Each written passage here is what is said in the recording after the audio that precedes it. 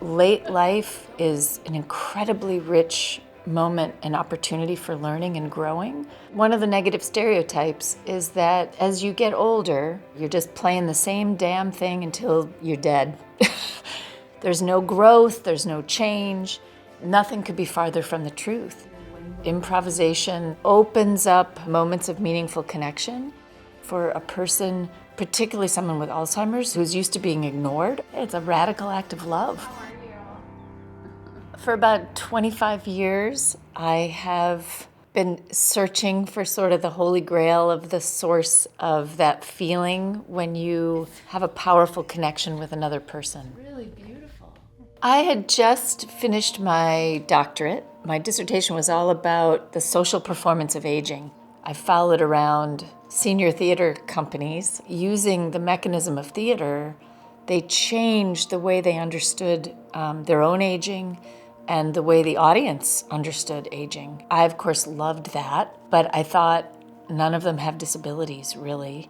Would these techniques work with people with profound disabilities? So I packed up all my theater tools, and the whole adventure started on a locked Alzheimer's unit. I was there volunteering, and I was trying to get them to remember holidays or songs or things from their past. And it didn't go very well for, week upon week upon week. Then I thought, why do I keep going to the place of memory when that is the place of the damage? I'm trained as a theater artist. Improv is second nature. And so I just ripped a picture out of a magazine, and it happened to be the Malbor Man.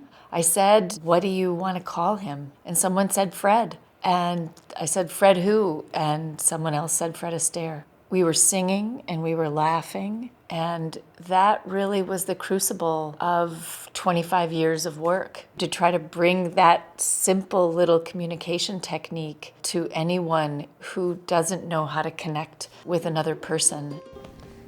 All the creative engagements and improvisation starts with a prompt, what I've come to call a beautiful question.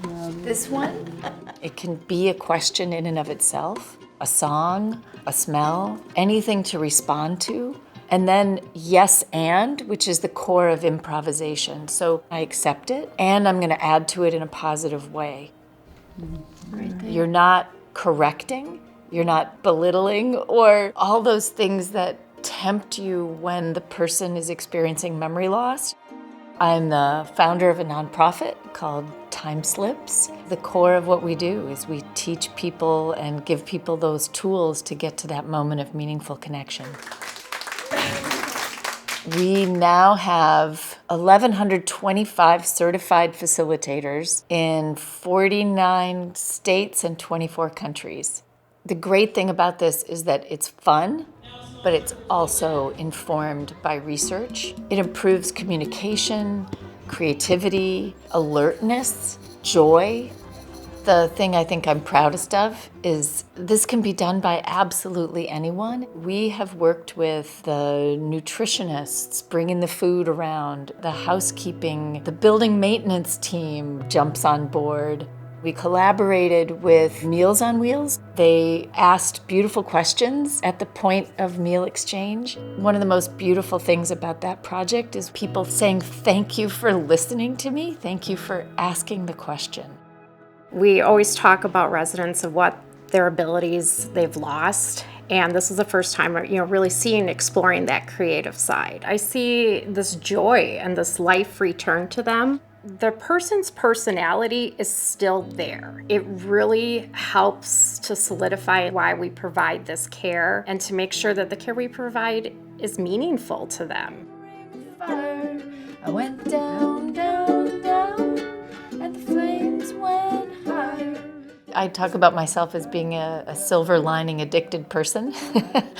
Now, on almost every visit with Mom, it's almost like my little lab. Literally, when I walk into the room, I don't know what's going to happen. What are we going to do today to bring us into connection and joy? I've known for 25 years that dementia is really hard for the person experiencing it and for people who love them.